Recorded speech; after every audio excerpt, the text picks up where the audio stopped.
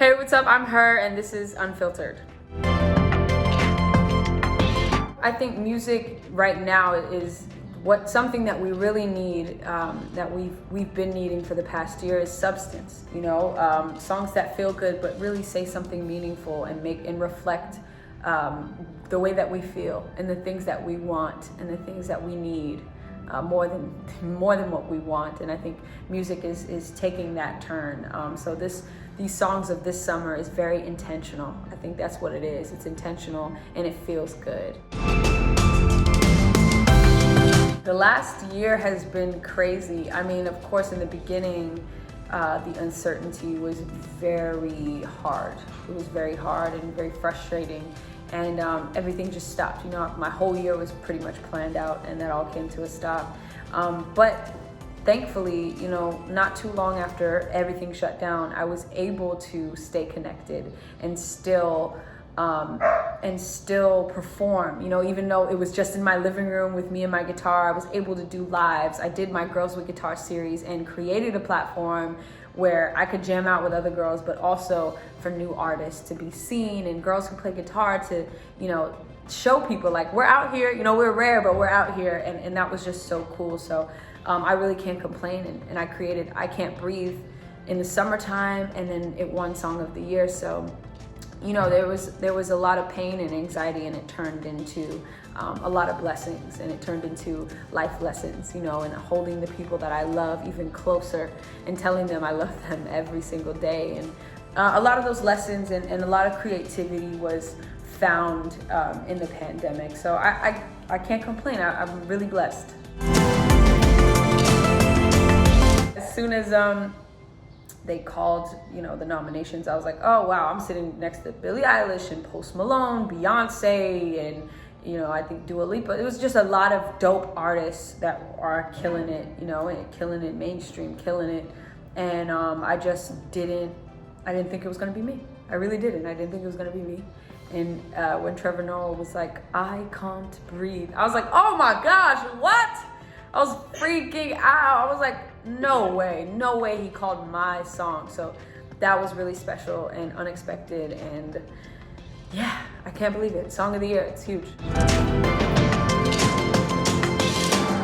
The thing about Back of My Mind is, it to me is a celebration of R&B. It was important to make a celebration of R&B because R&B is so many things. I think this album will take you through the moods. And also, it's my first official album. It's not a debut for Grammys and an Oscar later, but it's my first official album, and everything has been EPs. And I think the difference really is, like, you know, the EPs were just small moments. They were big moments, but in a period of time, you know, a period of time, what I was feeling during that time, and kind of like a mood, a specific thing, you know, and those EPs were combined, and they all represented something different. But this album is my perspective of everything up until this point. And it's so many different things. It's so many different emotions. I hope people love it. Well, since I was born, you know, music was around me. And my dad was in a band, and he did it for fun, just a cover band, and they used to play around the Bay Area, but they also rehearsed in our living room. And of course, since I'm half Filipino, my mom, you know, and our family parties, we would have karaoke. So there was always karaoke, or there was always a band playing. And being from the Bay, there was just so much music happening, whether it was like in Oakland, you know, a festival, or, you know, just there was always music around. So yeah, I just grew up around it. My mom's Filipino, my dad's Black. I didn't think about it until, you know, middle school and high school is when you start figuring out who you are. And there were times where I felt like too Asian, too Filipino for the Black kids, or too Black for the Filipino kids, what that meant, and not being able to, or not putting myself in a box, because people always try to do that. They, you know, they need a point of reference. They need to put you in a category, and sometimes you can be all things, you know, sometimes you can be so many things, and I think that that's been my superpower, and that's been something that makes me really special.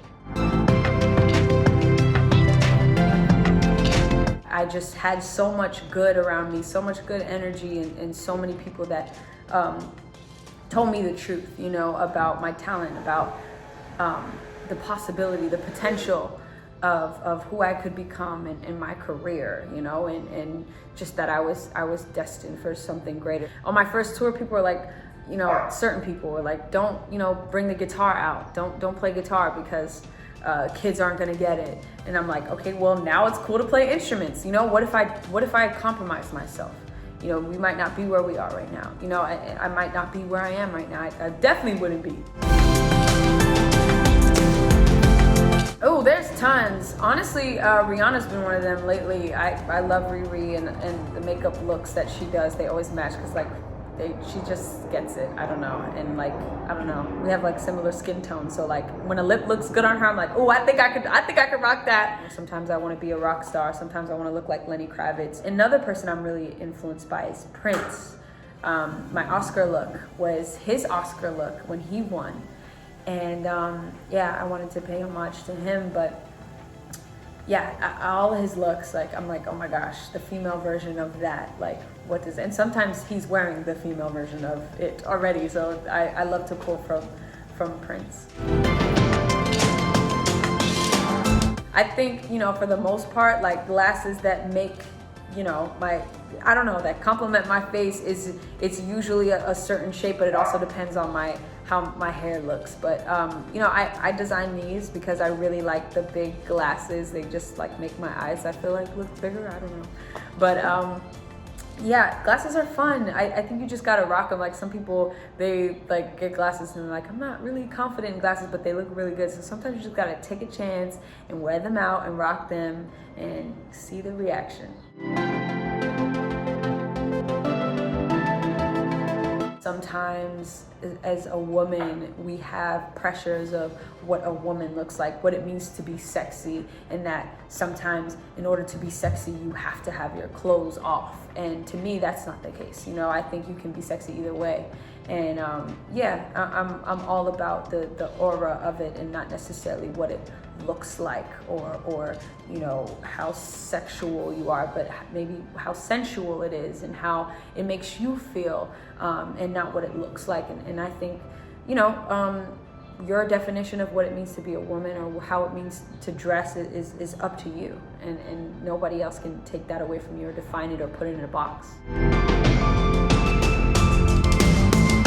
It feels like, you know, I always say everything happens for a reason, but I also realize that everything that I'm doing is so much bigger than me.